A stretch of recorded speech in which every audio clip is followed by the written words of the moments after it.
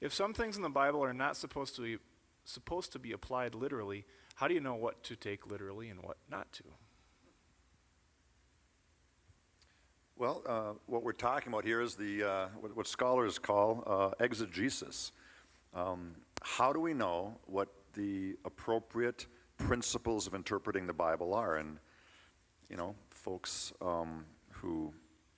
some folks spend their lives researching ancient Jewish culture, which is it's the key to it.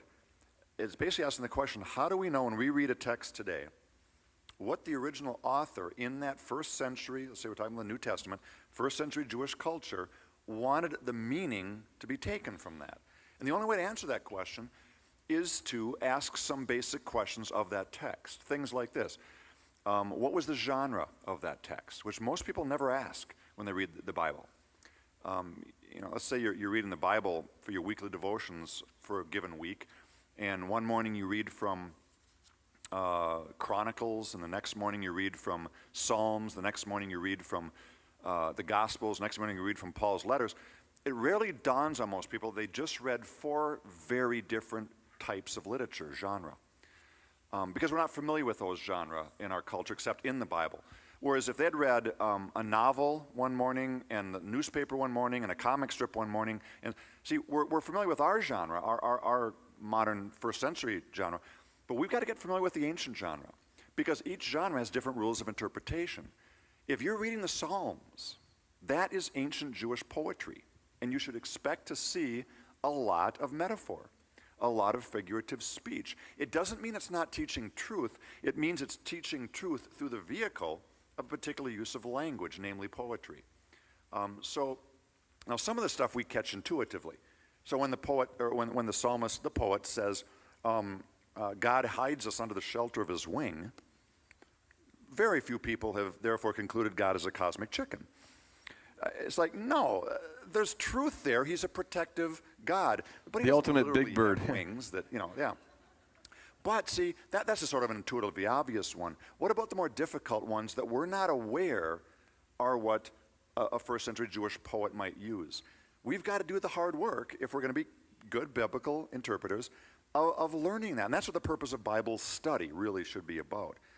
Having some tools and resources as you're working through a biblical book, a commentary perhaps that helps you know what was, that's the important question. And the biblical scholars spend their lives wrestling with these questions, but it's an important question. I just add 2 things. One is, you confront people sometimes who say, I believe the Bible's, all the literal word of God, and I believe every verse is literal.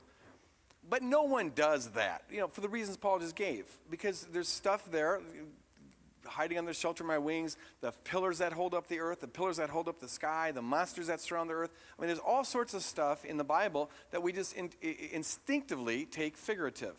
God is my rock, my shield, my fortress, all those things. We understand they're not literal. So no one takes the Bible all literal. So this isn't a question. Sometimes people, act like the minute you take something non-literally, you're a liberal. Well, we all have to decide what is literal and what's not. So now it's just a question of how you parse this all out. The second thing I'd say is this. I think people get way too bothered by this question. We really are living to some degree as the heirs of a very recent movement. Began in the late part of the 19th century, early 20th century. It's called fundamentalism. And what happened is some liberal theologians began to say that the deity of Christ and the resurrection and everything was simply myth or legend or allegory or something of the sort. Sort of like Bishop Spong does in a lot of his works. And as a reaction against this, the fundamentalists, at least some of them, especially some of the later ones, went to this other extreme and said, no, it's all literal. And so we had this category, it's either, it's all myth or it's all literal. If you look at the church tradition, no one has held it to those 2 exclusive categories.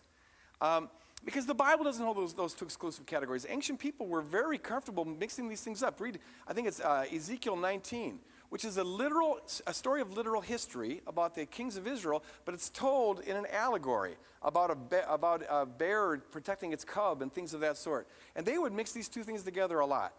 And I think we just get, and if you look at the early church, they were very comfortable in exploring non-literal meanings of different passages, and people just didn't get that upset about this.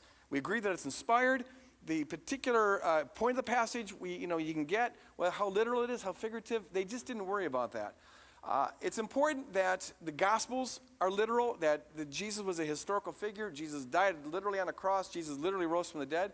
You got that down, I wouldn't sweat the details. I mean, that is the center of everything. And it just kind of grieves me when some folks out there make the 6 days of Genesis, taking that literally a prerequisite to getting into the kingdom.